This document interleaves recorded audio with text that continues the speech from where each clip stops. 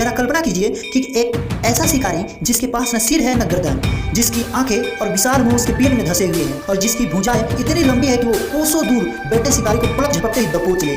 दंडकारण्य के घने जंगलों का वो खौफनाक सच जिसे कमबंध कहा गया।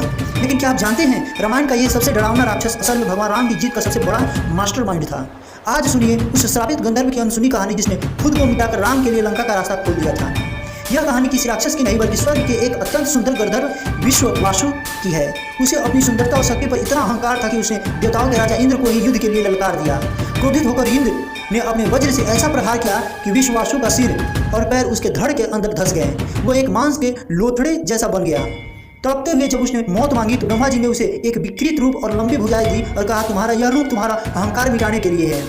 अब तुम कमबंध बनकर तब तक पृथ्वी पर भटकोगे जब तक साक्षात नारायण राम के रूप में तुम्हारा उद्धार करने नहीं आते। हजारों सालों तक कमबंध दंडकारण्य के अंधेरे कोनों में बैठा रहा। उसकी भुजाएं कई योजन लंबी थी। जो भी जीव उसके दायरे में आता वो उसे निकल जाता। उसकी आंखें हमेशा जमीन की ओर रहती थी, पर मन में एक ही प्रार्थना थी, हे राम कब आओगे।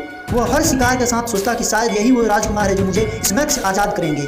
वह राक्षस तो था, पर अंदर ही अंदर वो अपनी मृत्यु नहीं बल्कि अपनी मुक्ति का इंतजार कर रहा था। माता सीता की खोज में जब राम और लक्ष्मण उस वन में पहुंचे तो अचानक कमबंध की विशाल भुजाओं ने उन्हें जकड़ लिया। लक्ष्मण चौंक गए, पर राम की आंखों में एक अजीब सी शांति थी। जैसे ही कमबंध उन्होंने अपने विशाल मुंह की ओर खींचने लगा, दोनों भाइयों ने अपनी चमकती तलवारें निकाली और एक ही बार में कमबंध की दोनों भुजाएं काट दी। धरती कांप उठी और वो विशाल राक्षस जमीन पर गिर पड़ा। लेकिन मौत के करीब होकर भी कमबंध रोया नहीं, वो मुस्कुराया। उसे समझ आ गया था कि उसके हजारों सालों का इंतजार आज खत्म हो गया है।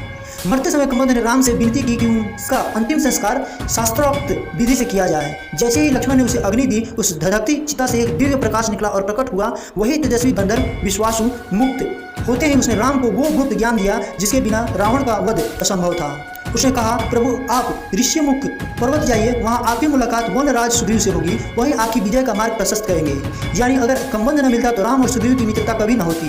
दोस्तों, कमबंध की कहानी हमें सिखाती है कि अहंकार सबसे सुंदर इंसान को भी राक्षस बना सकता है, लेकिन अगर मन में प्रायश्चित हो तो खुद भगवान आपका उद्धार करने आते हैं। कभी कभी हमारे जीवन की सबसे बड़ी मुसीबत ही हमारे मंजिल का पता बताती है। अगर आपको रामायण का ये अध्याय पसंद आया तो वीडियो को लाइक करें और कमेंट में जय श्री राम जरूर लिखें। ऐसे ही रहस्य से भरी कहानियों के लिए हमें फॉलो और सब्सक्राइब करना न भूलें। मिलते हैं अगले रहस्यमय सफर में।